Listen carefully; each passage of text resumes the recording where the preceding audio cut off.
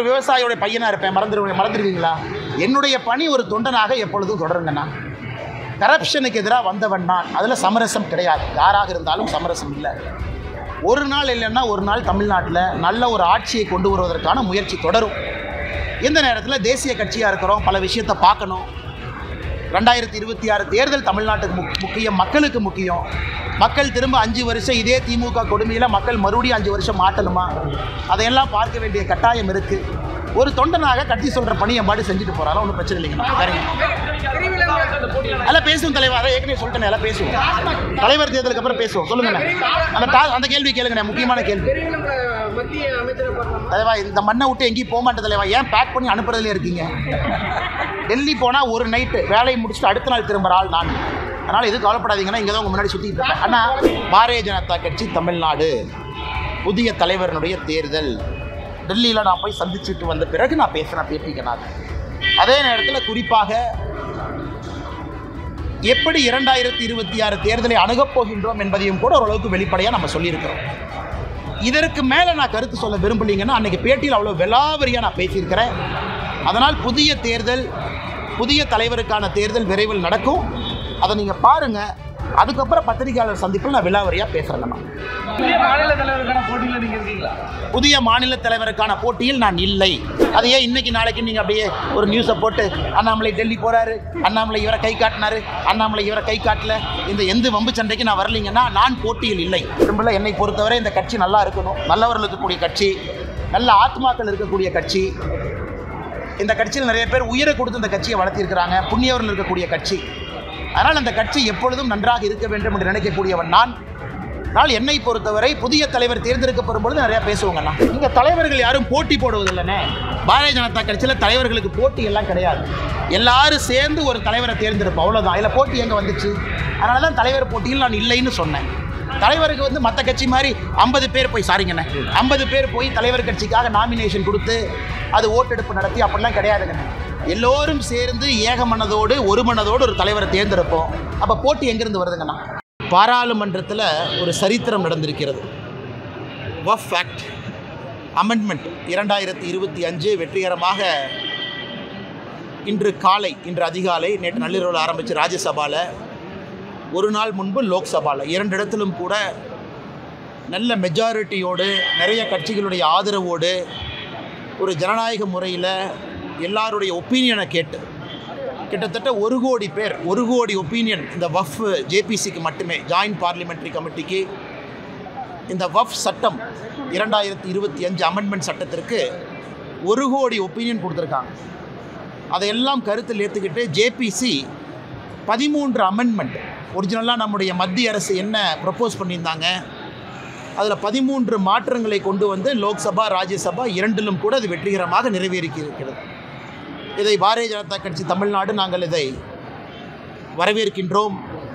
குறிப்பாக நம்முடைய இஸ்லாமிய சொந்தங்களுக்கு, அதிலும் இஸ்லாமிய மதத்தில் இருக்கக்கூடிய ஏழை இஸ்லாமிய சொந்தங்களுக்கு இது ஒரு பெரிய வரப்பிரசாதமாக நாங்கள் பார்க்கின்றோம். ஏன்னா நிறைய தமிழகத்தில் அரசியல் கட்சிகள் குழப்பத்தை ஏற்படுத்துகிறாங்க. வழக்கம் போல் சில அரசியல் கட்சிகள் போராட்டமெல்லாம் பண்ணுறாங்க. அதனால் இந்த சட்டத்தை பற்றி கொஞ்சம் தெளிவாக எடுத்துரைக்க வேண்டியது எங்களுடைய கடமையாக இந்த நேரத்தில் நாங்கள் கருதுகின்றோம். அன்பு சொந்தங்களே, நம்முடைய சுதந்திரத்திற்கு முன்பு 1947க்கு முன்பு இந்த வக்ஃப் அப்படிங்கிறது என்னன்னாங்க, ஒரு இஸ்லாமியர் மதத்தின் மீது நம்பிக்கை இருக்கிறவர் ஒரு சொத்தை அவர் அதை சேரிட்டிக்காக, அந்த சொத்தின் மூலம் வரக்கூடிய வருமானம் நல்ல ஒரு காரியங்களுக்காக பயன்படுத்தப்பட வேண்டும் என்று அளிக்கக்கூடிய ஒரு சொத்தினுடைய பேர் தான் வக்ஃப். அதை பராமரிக்கக்கூடியதுக்கு தான் மத்திய அரசு, மாநில அரசு இன்வால்வ் ஆகிறாங்க. சுதந்திரத்திற்கு முன்பு 1947க்கு முன்பு 1913 பிரிட்டிஷ் அரசு முதலாக இதை பராமரிப்பதற்காக ஒரு சட்டத்தை கொண்டு வர்றாங்க. முசல்மான் வக்ஃப் வேலிடேட்டிங் ஆக்ட் 1913. 23 ஒரு மாற்றம் கொண்டு வர்றாங்க. 1923, 1930 ஒரு மாற்றம் கொண்டு வர்றாங்க. ஆனால் சுதந்திரத்திற்கு பிறகுதான் முறையான ஒரு சட்டம் வக்ஃப் ஆக்ட் 1954, 1954 முறையான ஒரு சட்டம். ஒரு மாநிலத்தில் வக்ஃப் போர்டு, ஒரு மாநிலத்தில் இந்த சொத்தை பராமரிப்பதற்காக ஒரு போர்டு வேண்டும். மத்திய அரசு சென்ட்ரல் வக்ஃப் கவுன்சில், அதாவது மாநிலத்தில் இருக்கக்கூடிய வக்ஃப் போர்டை எல்லாம் பராமரிப்பதற்கு ஒரு கவுன்சில் வேணும், சென்ட்ரல் கவுன்சில். இதெல்லாம் 1954 வருது. சின்ன சின்ன மாற்றங்கள் தொடர்ச்சியாக நடக்குது. பெரிய மாற்றம் 1995 வக்ஃப் ஆக்ட் 1995. 95 ஒரு பெரிய மாற்றத்தை கொண்டு வர்றான். என்ன மாற்றம்னா ட்ரிபியூனல்ஸ் கொண்டு வர்றான். ஒரு பிரச்சனை இருந்தால் யார் சால்வ் பண்ணுவா, ட்ரிபியூனல் எப்படி இருக்கணும், ஒரு சொத்து வக்ஃப் சொத்தா இல்லையான்னு எப்படி முடிவு பண்ணுறது, இதெல்லாம் 95. காங்கிரஸ் ஆட்சி முடியும் தருவாயில் 2013 ஒரு பெரிய மாற்றத்தை கொண்டு வர்றாங்க. அதாவது 95 சட்டத்துக்கு 2013 கொஞ்சம் அமெண்ட்மெண்ட்ஸ் கொண்டு வர்றாங்க. இன்றைக்கி 12 ஆண்டுகள் கழித்து மறுபடியும் அந்த 95 சட்டத்தில் 2013 கொண்டு வந்த மாற்றங்கள் அதனுடைய சார்ந்து இன்றைக்கி 2025 மாற்றங்களோடு வக்ஃப் ஆக்ட் 2025 நிறைவேற்றியிருக்கிறோம். இதில் என்ன புதுசு? எதற்காக எதிர்க்கட்சி நண்பர்கள் சில பேர் தமிழகத்தில் குற்றம் சுமத்துறாங்க.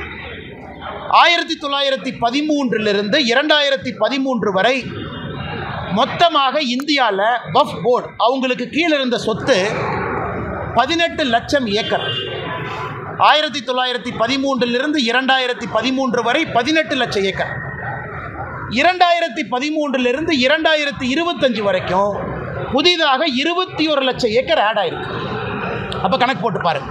அப்போ மொத்தமாக இன்னைக்கு இந்தியாவில் வக்ஃப் போர்டு கீழே இருக்கக்கூடிய சொத்துக்கள் 39 லட்சம் ஏக்கர். இந்தியாவில் அதிகப்படியாக அவங்க கையில் தான் இருக்குது. ரயில்வேஸ், மத்திய அரசு கீழே இருக்கக்கூடிய ரயில்வே, வக்ஃப் போர்டு இவங்ககிட்ட தான் ஒரு தனி நபர் அப்படிங்கிற அமைப்பாக நீங்கள் பார்த்தீங்கன்னா அதிகமான சொத்துக்கள் 39 லட்சம் ஏக்கர். இதில் ஆச்சரியம் என்னென்னா கடந்த 12 ஆண்டுகளில் மட்டுமே 21 லட்சம் ஏக்கர் ஆட் ஆயிருக்கு. நிறைய குழப்பங்கள். உதாரணத்துக்கு தமிழகத்தில் திருச்செந்துறை ஒரு ஊரே வக்ஃபில் சேர்ந்துருச்சு, கோவில் நலங்கள் சேர்ந்துருச்சு. மக்களுக்கு ஒரே குழப்பம்னே என் தனிப்பட்ட சொத்தை கூட வக்ஃப்னு எடுத்துக்கிறாங்க.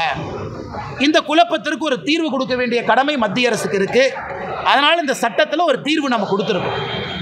யார் ஒரு சொத்தை வக்ஃப் போர்டு சொத்துன்னு சொல்ல முடியும்?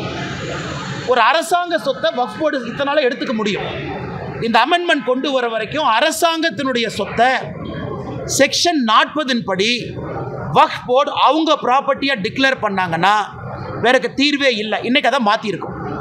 ஒரு அரசாங்கத்தினுடைய சொத்தை வக்ஃப் போர்டுன்னு சொல்கிறாங்கன்னா மாவட்ட ஆட்சியருக்கு மேலே ஒரு அதிகாரியை மாநில அரசு நியமிக்கணும்.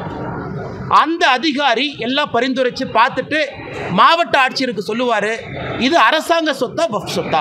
முதலாக அரசாங்க சொத்து ஒரு நேர்மையான முறையில் காப்பாற்றப்பட்டிருக்கிறது. ரெண்டாவது, வக்ஃப் போர்டை பொறுத்த வரைக்கும் ஒரு சொத்தை கொடுக்குறீங்கன்னா அது யாரு கொடுக்கலான்னு இன்னைக்கு வரைமுறை கொண்டு வந்திருக்கும். இந்த சட்டத்தின் மூலமாக சொத்தினுடைய ஓனர் தான் சொல்ல முடியும். ஏன் சொத்தை நான் வக்ஃபா டிக்ளேர் பண்ணி நான் கொடுக்குறேன், நீங்கள் பார்த்துக்கங்க. அதாவது யாரையோ சொத்தையெல்லாம் அவங்க எடுக்க முடியாது. செக்ஷன் 108 முதல்ல. செக்ஷன் 108 எப்படி இருந்துச்சுன்னா அந்த ட்ரிபியூனலுக்கு உச்சகட்சமான அதிகாரம். அந்த ட்ரிபியூனல் முடிவு பண்ணிடுச்சுன்னா நீங்களும் நானும் அவங்க ரெஜிஸ்டர் ஆஃபீஸ்க்கு அனுப்பிடுவாங்க இந்த சொத்து வக்ஃப் போர்டு சொத்துன்னு. நீங்கள் நானும் தலைகீழாக நின்று தண்ணி குடித்தா கூட அந்த சொத்தை மாற்ற முடியாது. இன்றைக்கி அதுக்கு ஒரு தீர்வு. இஸ்லாம் மதத்தை பொறுத்தவரை ஷியா சுன்னி அப்படின்னு மட்டும் இருந்துச்சு. அந்த இஸ்லாம் மதத்துக்குள் இருக்கக்கூடிய உட்பிரிவு ஷியா சுன்னி மட்டும் இன்றைக்கி வக்ஃப் போர்டில் இருந்தாங்க. நாம் இன்றைக்கி அதை எக்ஸ்பேண்ட் பண்ணி அகா கான் அப்படின்னு ஒரு சமுதாயத்தை கொண்டு வந்திருக்கோம். போரா சமுதாயத்தை கொண்டு வந்திருக்கோம். இஸ்லாம் சமுதாயத்தில் பின்தங்கி இருக்கக்கூடிய சமுதாயம் அகா கான் சமுதாயமாக இருக்கட்டும், போரா முஸ்லீமாக இருக்கட்டும், அவர்களுடைய பெயரை முதலாக சட்டத்தில் பயன்படுத்தி அவர்களும் இதில் நிர்வகிக்கக்கூடிய தன்மை இருக்குது. தமிழ்நாடு முதலமைச்சர் உட்பட நிறைய பொய் சொல்கிறாங்க. ஐயோ, அதாவது ஒரு வக்ஃப் போர்டுக்குள்ளே எப்படி இஸ்லாமியர் இல்லாதவங்களை கொண்டு வரலாம்? இந்தியாவை பொறுத்தவரை நாம் தெளிவாக இருக்கின்றோம். வக்ஃப் போர்டு என்பது இஸ்லாம் மதம் மட்டும் இருக்கக்கூடியவர்கள் வக்ஃப் போர்டு அல்ல. முட்டாவாளின்னு சொல்கிறோம். அதாவது அந்த வக்ஃபுடைய சொத்தை நிர்வகிக்கக்கூடியவர் இஸ்லாமியராக இருக்கணும், அதில் எந்த மாற்று கருத்து இல்லை. ஆனால் அதை கண்காணிக்கக்கூடிய போர்டு ஸ்டேட் வக்ஃப் போர்டு, அதில் எல்லாம் இஸ்லாமியராக இருக்க வேண்டிய அவசியம் இல்லை. காரணம், அது சேரிட்டிஸ் ஆக்ட் கீழே வருது. ஒரு சேரிட்டி கமிஷனர் எந்த மதமாக இருக்கலாம். அதே போல் வக்ஃப் போர்டை பொறுத்த வரைக்கும் இந்த சட்டத்தில் நான் இஸ்லாமியர்கள், இஸ்லாம் மதத்தை சாராதவங்க அட்வொகேட்டாக இருக்கிறாங்க, ஒரு சகோதரியாக இருக்கிறாங்க, ஒரு எக்ஸ்பர்ட்டாக இருக்கிறாங்க, ஒரு சுப்ரீம் கோர்ட் லாயராக இருக்கிறாங்க, சட்டத்தை பற்றி தெரியும், அவங்கெல்லாம் இன்றைக்கி வர முடியும். இதை வேண்டுமென்றே தமிழகத்தில் திமுக போன்ற சில கட்சிகள் ஐயையோ இஸ்லாம் மதத்தை சாராதவங்கெல்லாம் கொண்டு வர்றாங்க. அது கிடையாது. அதே போல் சென்ட்ரல் வக்ஃப் கவுன்சில் அவங்க வேலை மாநிலத்தில் இருக்கக்கூடிய வக்ஃப் போர்டை மேனேஜ் பண்ணுறது. அதிலும் இஸ்லாம் மதத்தை சாராதவங்க இருக்கலாம், எந்த தப்பு இல்லை. ஆனால் முட்டாவாளி இஸ்லாம் தான். ஏன்னா அவங்க தான் இந்த வஃப் சொத்தை நிர்வகிக்கக்கூடிய தன்மை இருக்குது. அப்படி இருக்கும் பொழுது இது கிறிஸ்தவ சகோதர சகோதரிகள் பெருசாக பாராட்டியிருக்கிறாங்க. காரணம் என்னென்னா, அவங்களுக்கு ஒரு பெரிய வரப்பிரசாதம் செக்ஷன் 40, செக்ஷன் 108 ரெண்டுமே இன்றைக்கி ரிமூவ் பண்ணியிருக்கோம். ஒரு கிறிஸ்தவ சர்ச்சினுடைய சொத்துக்களை இன்றைக்கி வஃப் போர்டு அவங்களுடைய சொத்துன்னு பல இடத்துல எடுத்திருக்காங்க. அப்போ அந்த கிறிஸ்தவ மதத்தை சார்ந்தவங்க எங்கேயுமே போய் திரும்ப வாங்க முடியாது. காரணம் ட்ரிபியூனல் அப்பீல் போக முடியாது. இன்றைக்கி அந்த செக்ஷன் 40, செக்ஷன் 108 தூக்கியிருக்கோம். அதனால் எல்லா விதமான சகோதரர்கள், குறிப்பாக இஸ்லாமில் இருக்கக்கூடிய பெண்களுக்கு இன்றைக்கி நம்ம முதலாக சொல்லியிருக்கோம், பெண்களை சார்ந்து NGO அவங்களுக்கு நிதி உதவி, மைக்ரோ ஃபினான்ஸ் இதெல்லாம் செய்யணும். இதெல்லாம் அந்த வஃப் சட்டத்தில் வந்திருக்கக்கூடிய திருத்தம். அதே போல் பேக்வேர்டு கிளாஸ் முஸ்லீம் அவங்களுக்கு மரியாதை, ஷியா சுன்னி சகோதர சகோதரிகளை தாண்டி புதுசாக அகா கான், போரா முஸ்லீம் சொல்ல கொண்டு வந்திருக்கோம். அப்படி இருக்கும் பொழுது ரொம்ப ஏற்புடையதாக எல்லா மக்களும் ஏற்றுக்கொண்ட, யாருக்கும் எதிராக இல்லாத ஒரு சட்ட திருத்தத்தை லோக்சபாவில், ராஜ்யசபாவில் கொண்டு வந்து இந்திய மக்களுக்கு நாங்கள் சமர்ப்பித்திருக்கின்றோம். இதில் பத்திரிகை நண்பர்கள் கவனிக்க வேண்டியது நம்முடைய NDA கூட்டணியில் இல்லாத கட்சிகள் ஓட்டு போட்டிருக்காங்க. நல்லா கவனிக்கணும். குறிப்பாக நவீன் பட்நாயக் அவருடைய கட்சி விப்பு கொடுக்கல, மனசாட்சிப்படி ஓட்டு போடுது. ஜெகன்மோகன் ரெட்டி அவங்களுடைய YSR கட்சி விப்பு கொடுக்கல, மனசாட்சிப்படி ஓட்டு போடுது. ஸோ நம்முடைய NDA கூட்டணியை சாராத கட்சிகளும் வாக்களித்து லோக்சபாவில் 288 ஓட்டுக்கள், ராஜ்யசபாவில் 125 ஓட்டுக்கள் நமக்கு கிடச்சி ரொம்ப கம்ப்ளீட் மெஜாரிட்டியோட நல்லா ஜெயிச்ச சட்டம் வந்திருக்கு. அதனால் தமிழகத்தில் நம்முடைய மாண்புமிகு முதலமைச்சர் ஐயா மு.க. ஸ்டாலின் அவர்கள் சும்மா இந்த மைனாரிட்டி சமுதாயத்தில் பயத்தை ஏற்படுத்துவது மட்டுமே முழு நேர வேலையாக வச்சுருக்கிறாங்க. சும்மா பயத்தை ஏற்படுத்துவது, இதை பிடுங்கிட்டாங்க, அதை பிடுங்கிட்டாங்க. இன்றைக்கி மைனாரிட்டி சகோதர சகோதரிகளை எம்பவர் பண்ணியிருக்கோம், அவங்களுக்கு நம்பிக்கை கொடுத்துருக்கோம், அவங்களுக்கு உரிமை கொடுத்துருக்கோம். அப்படி இருக்கும் பொழுது எப்படி இது இஸ்லாம் மதத்திற்கு, சகோதரர்களுக்கு எதிரான ஒரு சட்டமாக இருக்கும்? அதனால தான் கொஞ்சம் விலாவரியாக நம்முடைய பத்திரிகை நண்பர்கிட்ட பேசுகிறோம். அன்பு சொந்தங்களே, அது மட்டும் இல்லை, இன்றைக்கி மொத்தம் இருக்கக்கூடிய 39 லட்சம் ஏக்கர் வஃப் போர்டு கீழ் இருக்கிறது. சம்பாதித்த வருமானம் 126 கோடி. இது தமிழ்நாட்டில் HRNC டிபார்ட்மெண்ட்டோட மோசமாக ஃபங்க்ஷன் ஆகிட்டு இருக்கு. மொத்தமாக போன ஆண்டு சம்பாதனை வக்ஃப் போர்டு 126 கோடி. சச்சர் கமிட்டி மன்மோகன் சிங் ஐயா போடும்போது என்ன சொன்னாங்கன்னா, ஒரு வக்ஃப் போர்டை முறையாக நிர்வாகம் செஞ்சால் 10,000 கோடி ரூபாய் சம்பாதிக்க முடியும். அதனால் இன்றைக்கி எல்லாமே லாங் லீஸில் கொடுத்து, தமிழ்நாட்டில் நான் குறிப்பாக சொல்கிறேன், ஒரு சப் இன்ஸ்பெக்டர் திருநெல்வேலியில் கொன்னாங்க. எதுக்கு கொன்னாங்க? சமீபத்தில் ரிட்டையர்ட் சப் இன்ஸ்பெக்டர் எதுக்கு கொன்னாங்க? வக்ஃப் பிரச்சனை, வக்ஃபுனுடைய சொத்தை ஒரு திமுக காரை அபகரித்து வச்சிருக்கிறான்னு சொன்னாங்க. அதை எதிர்த்து கேள்வி கேட்டதற்காக அவர் படுகொலை செய்யப்பட்டார். இன்னைக்கு ஏன் திமுக அதை எதிர்க்குது? பாதி ஊரில் வக்ஃப் ப்ராப்பர்ட்டியை திமுக காரை அபகரித்து வச்சிருக்கிறான். அவன் அந்த ப்ராப்பர்ட்டியில் வரக்கூடிய நியாயமான சொத்தை வக்ஃப் போர்டுக்கு அந்த பணம் போகல. அதனால தான் வெறும் 126 கோடி ரூபாய் தான். நீங்களே யோசிச்சு பாருங்கள், 39 லட்சம் ஏக்கர் வெறும் 126 கோடி ரூபாய் சம்பாதிக்கணும். 4 ஆண்டுகள் கொடுத்து பாருங்கள் பத்திரிகை நண்பர்களே, நீங்கள் 4 ஆண்டுகள் கழித்து பாருங்கள் இந்த வக்ஃப் போர்டு எவ்வளவு சம்பாதிக்குதுன்னு மட்டும் பாருங்கள். அது எல்லாமே இஸ்லாமிய சொந்தங்களுக்கு அந்த பணம் போகணும். குறிப்பாக ஏழை இஸ்லாமிய சகோதரிகளுக்கு அந்த பணம் போக வேண்டும். அதனால் நிச்சயமாக இந்த அற்புதமான சட்டத்தை கொண்டு வந்ததற்காக பாரத பிரதமர் நரேந்திர மோடி அவர்களுக்கு தமிழக பாரதிய ஜனதா கட்சி சார்பாக நாங்கள் பாராட்டுக்களையும் நன்றிகளையும் வாழ்த்துக்களையும் தெரிவிச்சுக்கிறோம். 2வது முடிச்சோம் கேள்விக்கிறோம். 2வது மருதமலை கும்பாபிஷேகம் இன்றைக்கி நடந்தது. நம்முடைய முருகபெருமான் மருதமலையில் முருகபெருமானுக்கு நடந்த கும்பாபிஷேகமா இல்லை திமுக காரங்களே அவர்கள் நடத்திய மாநாடான்னு சந்தேகமாக இருக்குது. பக்தர்கள் எல்லாமே நேற்று சாயந்தரத்திலிருந்து படிக்கட்டுக்கு வெளியே நிற்க வச்சிருக்கிறாங்க. படியில் ஏறக்கூட விடல. அமைச்சர் சேகர் பாபு அவருடைய மனைவியும் குழந்தையும் போலீஸ் எஸ்கார்ட் போட்டு மருதமலை கூட்டிகிட்டு போகிறாங்க. இந்த அநியாயத்தை பார்த்துருக்கிறீங்களா? ஒரு அறநிலைத்துறை அமைச்சரனுடைய மனைவியும் மகளும் குடும்பமும் எஸ்கார்ட் போட்டு மருதமலைக்கு எஸ்கார்ட் போட்டு. ஆனால் முருகபெருமானுக்கு சேவை செய்யக்கூடிய கோயம்புத்தூர் மக்கள் அவங்கெல்லாம் கையை கட்டிக்கிட்டு படி கீழே நிற்கிறாங்க. விபூதி கூட கொடுக்கல. 750 சிறப்பு தரிசன பாஸ். அந்த 750 கரைவேட்டி கட்டியிருக்கக்கூடிய திமுக காரங்களுக்கு கொடுத்துட்டாங்க. அப்போ தொடர்ந்து நாங்கள் சொல்லுவது, இன்றைக்கி மருதமலையில் முருகபெருமானை அவமானப்படுத்தியிருக்கிறாங்க. உண்மையான பக்தர்களை உள்ள விடலை. கும்பாபிஷேகத்தில் எப்படி நடத்தப்பட வேண்டுமோ அது போல் நடத்தலை. இது திமுக மாநாடு போல சேகர்பாபு அவர்களுடைய மனைவியும் குழந்தையும் ஏதோ கோயம்புத்தூருக்கு டூரிசம் வந்துட்டு அப்படியே மருதமலைக்கு எட்டி பார்த்த மாதிரி வந்திருக்கிறாங்க. அதனால் இதை பாரதிய ஜனதா கட்சி வன்மையாக கண்டிக்கின்றோம். தமிழகத்தில் இதனால் தான் அறநிலைத்துறை இருக்கக்கூடாது என்று தொடர்ந்து சொல்லுகின்றோம். இதுவும் ஒரு பாயிண்ட் நோட் பண்ணிக்கங்கண்ணே. அதனால் முருகப்பெருமான் பனிஷ்மெண்ட் கொடுக்கட்டும். எந்த ஒரு அமைச்சர்களுமே கலந்துக்கல. ஏன் அந்த மரியாதை கூட முருகப்பெருமானுக்கு கொடுக்க மாட்டிங்களா? அமைச்சருக்கு அப்படி என்ன வேலை? ஒரு முக்கியமான கோயிலுடைய கும்பாபிஷேகம் நடக்குது, அமைச்சருக்கு தலைவர் என்ன வேலை? மாவட்டத்தினுடைய அமைச்சர் எங்கே போனார்? அறநிலைத்துறை அமைச்சர் எங்கே போனார்? ஏன் அவங்களாம் வந்து பங்கேற்க முடியாதா? அரசின் சார்பாக வந்து அமைச்சர் இருந்தால் தானே பிரச்சனை இருந்தால் சால்வ் பண்ண முடியும். அதனால் நிச்சயமாக இந்த வெக்கங்கட்ட செயலை பாரதிய ஜனதா கட்சி கண்டிக்கின்றோம். அதனால் அமைச்சர் சேகர்பாபு அவர்கள் இதே போல தான் கொஞ்ச நாளைக்கு முன்னாடி இங்கே குறும் பண்ணாருண்ணே. எங்கண்ணே? திருச்சியில் ஸ்ரீரங்கம் கோயிலில். அங்கேயும் அவருடைய குடும்பம் இதே மாதிரி வந்து சொர்க்கவாசல் திறக்கிற அன்னைக்கு பிரச்சனை பண்ணி டோக்கனில் வந்த பப்ளிக் எல்லாம் தள்ளி பெரிய பிரச்சனை ஆச்சு. அதனால் சேகர்பாபு அவர்களுடைய செயல் தொடர்ந்து அத்துமீறி கொண்டிருக்கின்றார். இதை முருகப்பெருமான பார்த்துக்கிட்டு இருக்காரு. தக்க நேரத்தில் பனிஷ்மெண்ட் கொடுப்பாரு நம்புகிறோம். இதெல்லாம் முக்கியமான வஃப் போர்டை பற்றி தொண்டை தண்ணிக்கிலேயே கத்தி வேர்வை எல்லாம் ஊற்றி பேசிகிட்டு இருக்கேன். அதை பற்றி 2 கேள்வி கேளுங்க அண்ணே. ஏற்கனவே நான் சொல்லியிருக்கிறேன்னே, கோயம்புத்தூரில் மிக தெளிவாக நான் சொல்லியிருக்கின்றேன். பாரதிய ஜனதா கட்சி தமிழ்நாடு புதிய தலைவரனுடைய தேர்தல் டெல்லியில் நான் போய் சந்திச்சுட்டு வந்த பிறகு நான் பேசுகிறேன் பேட்டிக்கனாது. அதே நேரத்தில் குறிப்பாக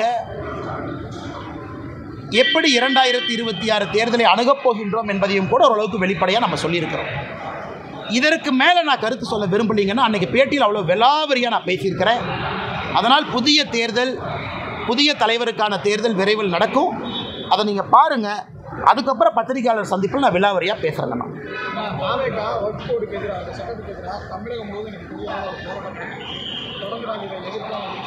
அண்ணா, ஜனநாயகத்தில் போராட்டம் நடத்துறது தப்பில்லைங்கண்ணா. அது தாவேகாவாக இருக்கட்டும், எந்த கட்சியாக இருக்கட்டும், போராட்டம் பண்ணட்டும். நான் 2 கேள்வி தான் கேட்குறேன். எதுக்கு போராட்டம் பண்ணீங்க? எந்த பாயிண்ட்டு நாங்கள் கொண்டு வந்தது தப்புன்னு நினைக்கிறீங்க?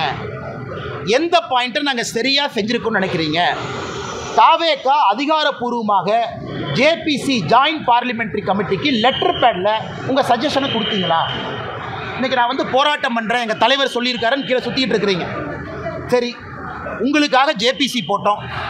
1 கோடி பேர் சஜஷன் கொடுத்தாங்க. 1 கோடி சஜஷன் வந்துச்சு. தாவேக்காலேருந்து கருத்து சொன்னீங்களா? ஜேபிசிக்கு நீங்கள் கருத்து சொல்லியிருந்தால் நல்ல கருத்தாக இருந்தால் கண்டிப்பாக நாங்கள் எடுத்திருப்போம். சரி, இன்றைக்கி போராட்டம் பண்ணுறீங்க. எதுக்கு போராட்டம் பண்ணுறீங்க? நான் இவ்வளோ விலாவரியாக பேசுகிறேன். இதான் பாயிண்ட்டுங்கிறேன், இதான் காரணங்கிறேன். நான் சொன்னதில் தப்பு எங்கேயாச்சும் இருக்குதா நீங்கள் சொல்லுங்கள். எதற்கு போராட்டம் செய்கிறேன்னே தெரியாமல் ஒரு கட்சி தமிழ்நாட்டில் போராட்டம் செய்து கொண்டிருக்கின்றார்கள். அது தாவேக்கா. எதுக்கு போராட்டம் பண்ணுறாங்கன்னு ஆனால் இந்த பாயிண்ட் தப்பு. எத்தனை டைம் சட்ட திருத்தம் மாற்றிருக்கிறாங்க? 54 முதல் சட்டம், அதன் பிறகு அவ்வளோ அமெண்ட்மெண்ட், 95 பெரிய சட்டம், அதன் பிறகு அவ்வளோ அமெண்ட்மெண்ட், 2013 மேஜர் அமெண்ட்மெண்ட். ஏன் 2013 காங்கிரஸ் ஆட்சியில் சகோதரருக்கு தெரியும், 123 ப்ராப்பர்ட்டி லூட்டன்ஸ் டெல்லி, சென்ட்ரல் டெல்லி 123 ப்ராப்பர்ட்டியை வஃப் ப்ராப்பர்ட்டின்னு டிக்ளேர் பண்ணி ஒரே நைட்டில் சேர்த்துக்கிட்டாங்க. அதெல்லாம் நியாயமா? 123 ப்ராப்பர்ட்டி சென்ட்ரல் டெல்லியில் நினைச்சாங்க ஒரே நைட்டு. லட்சக்கணக்கான கோடி ரூபாய் வருமானம் பொறுப்பு இருக்கக்கூடிய ப்ராப்பர்ட்டி. அது 2013 காங்கிரஸ் கொண்டு வந்தான். அதை பற்றியெல்லாம் யாரும் பேச மாட்டாங்க. ஆனால் 2025 நம்ம ஆட்சியில் நியாயமாக எல்லோருக்கும் சமமாக ஒரு விஷயத்தை கொண்டு வந்தால் நாம் இஸ்லாமியர்களுக்கு எதிரின்னு ஆர்ப்பாட்டம் பண்ணுறாங்க. அதனால் தாவேகாவாக இருக்கட்டும், எந்த கட்சியாக இருக்கட்டும், என்னுடைய அன்பு வேண்டுகோள், ஆனால் எதுக்கு ஆர்ப்பாட்டம் பண்ணுறேன்னு 2 விஷயத்தை சொல்லிட்டு பண்ணுங்கண்ணே. நல்ல விஷயமா இருந்தால் நானும் மேலே சொல்கிறேன்.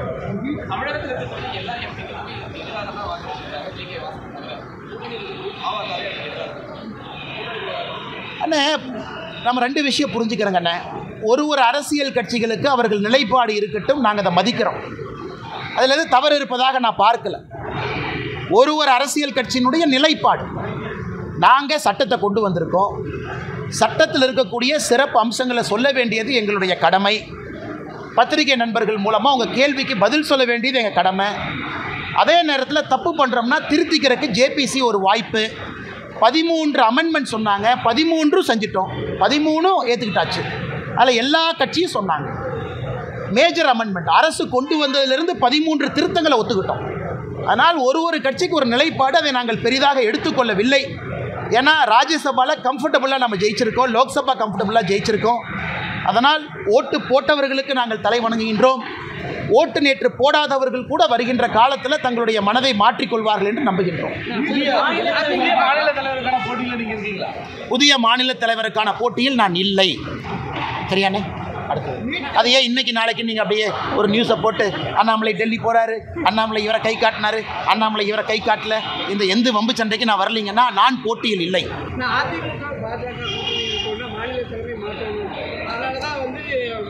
அண்ணா அதை பற்றி நான் எதுவும் கருத்து சொல்ல விரும்பலைங்கண்ணா. அண்ணா அதை பற்றி நான் கருத்து சொல்ல விரும்பலை. என்னை பொறுத்தவரை இந்த கட்சி நல்லா இருக்கணும், நல்லவர்கள் இருக்கக்கூடிய கட்சி, நல்ல ஆத்மாக்கள் இருக்கக்கூடிய கட்சி. இந்த கட்சியில் நிறைய பேர் உயிரை கொடுத்து இந்த கட்சியை வளர்த்திருக்கிறாங்க, புண்ணியவர்கள் இருக்கக்கூடிய கட்சி. அதனால் அந்த கட்சி எப்பொழுதும் நன்றாக இருக்க வேண்டும் என்று நினைக்கக்கூடியவன் நான். ஆனால் என்னை பொறுத்தவரை புதிய தலைவர் தேர்ந்தெடுக்கப்படும் பொழுது நிறையா பேசுவோங்கண்ணா. அண்ணா இன்னைக்கு நீட்டு ட்ராமா வெற்றிகரமாக முடிவுக்கு வந்துருச்சு. Chapter close. Baahubali part 1 part 2 மாதிரி நீட்டு பார்ட் 1 பார்ட் 2 பார்ட் 5 க்ளோஸ். இனி நீட்டுக்கு சாப்டரே இல்லை. ஏன்னா அது பிரசிடென்ட் ஆஃப் இந்தியா கையில் இருக்கிற வரைக்கும் தான் அவங்க ஆட்டம். கவர்னருக்கு அனுப்பிச்சேன், கவர்னர் அனுப்பலை. பிரசிடென்ட் ஆஃப் இந்தியாவுக்கு அனுப்பிச்சேன், ஜனாதிபதி சும்மாவே வச்சிருக்கிறாங்க. இன்னைக்கு ஜனாதிபதி அவர்கள் நிராகரித்து திருப்பி அனுப்பிட்டாங்க. அதாவது நீங்கள் சொல்லியிருக்கக்கூடிய விஷயத்தை நாங்கள் ஏற்றுக்க மாட்டோம், நீங்கள் சொல்லியிருக்கக்கூடிய காரணங்களையும் ஏற்றுக்க மாட்டோம். நீட் இந்திய மக்களுக்கு, தமிழக குழந்தைகளுக்கு நல்லதுன்னு பிரசிடென்ட் அவங்க திமுக அசம்பிளியில் போட்ட ரெசல்யூஷனை நிராகரித்து திரும்ப பதில் கடிதம் அதிகாரப்பூர்வமாக முதலமைச்சருக்கு போட்டாங்க. முதலமைச்சரனுடைய நீட் நாடகம் அதிகாரப்பூர்வமாக முடிவுக்கு வந்துருச்சு. அவர் புதிய நாடகத்தை தொடங்க வேண்டும் என்று அன்போடு கேட்டுக்கிறேன். அந்த புதிய நாடகத்திற்கு அனைத்து கட்சி கூட்டம்னு ட்ராமா பண்ணுவார், அதுக்கு எல்லாத்தையும் கூப்பிடுவார். வழக்கமாக அடுத்து நான் முதலமைச்சரை சேலஞ்ச் பண்ணுறேன், சுப்ரீம் கோர்ட்டுக்கு போனேன். இதுக்கு தான் நான் காத்துக்கிட்டு இருந்தேன். ஜனாதிபதி அவங்க ரிஜெக்ட் பண்ணணும், வேறு எந்த வாய்ப்பும் இருக்கக்கூடாது. உங்களுக்கு இருக்கக்கூடிய ஒரே ஒரு வாய்ப்பு சுப்ரீம் கோர்ட். ஆனால் சுப்ரீம் கோர்ட்டுக்கு மட்டும் போக மாட்டாங்க. ஏன்னா நீட்டு வந்ததே சுப்ரீம் கோர்ட் மூலமாகத்தான். நீட்டு வந்ததே சுப்ரீம் கோர்ட் மூலமாகத்தான். இன்றைக்கி இந்த பார்ட்டிகள்லாம் 9ஆம் தேதி 8ஆம் தேதி எப்போ மீட்டிங் கூப்பிட்றாங்களோ, சுப்ரீம் கோர்ட்டுக்கு போகாமல் சைனாக்கு போகலாமா, ஜப்பானுக்கு போகலாமா, ரஷ்யாவுக்கு போகலாமான்னு அந்த மீட்டிங் நடக்கும். தைரியம் இருந்தால் சுப்ரீம் கோர்ட்டுக்கு போங்க. சுப்ரீம் கோர்ட்லேயும் ரிஜெக்ட் ஆகி வரட்டும். குழந்தைகளுக்கு ஒரே மனநிலையோடு, சமமான மனநிலையோடு படிக்க ஆரம்பிக்கும். நீட்டுக்கு வர்றதுக்கு கொஞ்ச நாளைக்கு முன்னாடி எல்லாம் இதே ட்ராமா.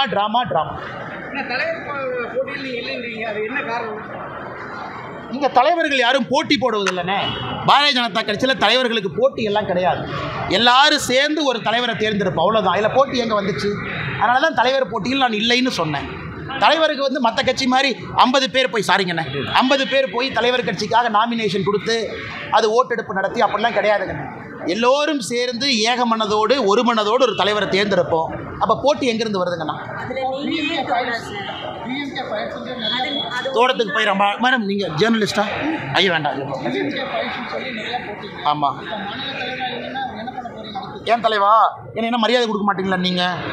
அதுக்குள்ளே மறந்துடுவீங்களா? ஒரு விவசாயியோடைய பையனாக இருப்பேன், மறந்துடுவீங்களா? என்னுடைய பணி ஒரு தொண்டனாக எப்பொழுதும் தொடருங்கண்ணா. கரப்ஷனுக்கு எதிராக வந்தவன் நான். அதில் சமரசம் கிடையாது. யாராக இருந்தாலும் சமரசம் இல்லை. ஒரு நாள் இல்லைன்னா ஒரு நாள் தமிழ்நாட்டில் நல்ல ஒரு ஆட்சியை கொண்டு வருவதற்கான முயற்சி தொடரும். இந்த நேரத்தில் தேசிய கட்சியாக இருக்கிறோம், பல விஷயத்தை பார்க்கணும். 2026 தேர்தல் தமிழ்நாட்டுக்கு முக்கியம், மக்களுக்கு முக்கியம். மக்கள் திரும்ப 5 வருஷம் இதே திமுக கொடுமையில் மக்கள் மறுபடியும் 5 வருஷம் மாட்டணுமா? அதையெல்லாம் பார்க்க வேண்டிய கட்டாயம் இருக்குது. ஒரு தொண்டனாக கட்சி சொல்கிற பணியை பாட்டு செஞ்சுட்டு போகிறாலும் ஒன்றும் பிரச்சனை இல்லைங்க. வேறுங்க எல்லாம் பேசுவோம் தலைவர். அதை ஏற்கனவே சொல்லிட்டேன், எல்லாம் பேசுவோம். தலைவர் தேர்தலுக்கு அப்புறம் பேசுவோம். சொல்லுங்கண்ணே, அந்த கேள்வி கேளுங்கண்ணே, முக்கியமான கேள்வி. தலைவா இந்த மண்ணை விட்டு எங்கேயும் போக மாட்டேன் தலைவா. ஏன் பேக் பண்ணி அனுப்புறதுலேயே இருக்கீங்க? டெல்லி போனால் ஒரு நைட்டு வேலையை முடிச்சுட்டு அடுத்த நாள் திரும்புகிற ஆள் நான். அதனால் எதுவும் கவலைப்படாதீங்கன்னா இங்கே தான் உங்கள் முன்னாடி சுற்றிட்டு இருக்கேன். அண்ணா டாஸ்மார்க் வழக்கு நல்லா கேட்டீங்கண்ணே, நல்ல கேள்வி அண்ணே. அதாவது திமுகவுடைய அமைச்சரவையில் 13 பேருக்கு மேலே இன்னைக்கு வருமானத்துக்கு அதிகமாக சொத்து சேர்த்த வழக்கு தமிழ்நாடு நீதிமன்றங்கள் நடக்குது. டிஸ்ட்ரிக்ட் கோர்ட்டில், ஹைகோர்ட்டில் நடக்குது. 13 அமைச்சர்கள் 35 பேர்த்தில் வருமானத்துக்கு அதிகமாக சொத்து சேர்த்த வழக்கு. இதை கேட்கலாமே முதலமைச்சர், பக்கத்து மாநிலத்துக்கு டிரான்ஸ்ஃபர் பண்ணலான்னு. எப்படி இதெல்லாம் கேட்காம டாஸ்மார்க் வழக்கை மட்டும் பக்கத்து மாநிலத்துக்கு மாற்றணுமா? என்ன ட்ராமா பாருங்கள். இவங்க தான் குதிச்சு ஹைகோர்ட்டுக்கு போனாங்க. இவங்க தான் குதிச்சு ஹைகோர்ட்டில் ஸ்டே கேட்டாங்க. இப்போ ஹைகோர்ட்டில் அமர்வு நீதிபதிகள் மாறிய பிறகு இன்னைக்கு முதலமைச்சர் தலைமையில் இருக்கக்கூடிய இந்த குரூப் என்ன பண்ணுது? ஐயோ சுப்ரீம் கோர்ட்டுக்கு போயிருக்கிறாங்க. இன்னைக்கு ஐயோ இந்த டாஸ்மார்க் வழக்க பக்கத்து மாநிலத்துக்கு மாற்றுங்க. நான் முதலமைச்சர் கேட்குறேன், ஐயா 13 அமைச்சர்கள் மீது வருமானத்துக்கு அதிகமாக சொத்து சேர்த்த வழக்கை இதே கடிதம் போட்டு பக்கத்து மாநிலத்துக்கு அனுப்புங்க. அப்புறம் டாஸ்மார்க்கு நான் உங்களோட சேர்ந்து சப்போர்ட் பண்ணுறேன். உங்களுக்கு ஒரு நியாயம், ஊருக்கு ஒரு நியாயம். நீதிமன்றம்னா நியாயமாக இருப்பாங்க, நேர்மையாக இருப்பாங்கன்னு சொல்கிற நீங்கள் டாஸ்மார்க்கு மட்டும் ஏன் பக்கத்து மாநிலத்துக்கு போகணும்? அப்போ உங்கள் மடியில் கனம் இருக்குது, வழியில் பயம் இருக்குது, எதையோ மறைப்பதற்கான முயற்சியில் இறங்கி இருக்கிறீங்க.